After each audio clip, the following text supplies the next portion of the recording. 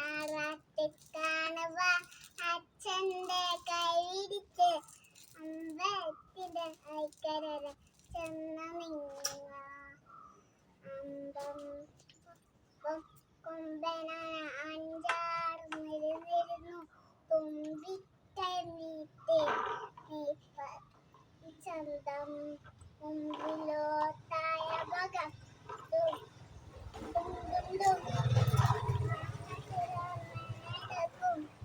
മുത്തുകൂട ആനവട്ടം ചമരം കുടവരണ്ടാടുമിട്ട് ആനപ്പടത്തിരിക്കുന്ന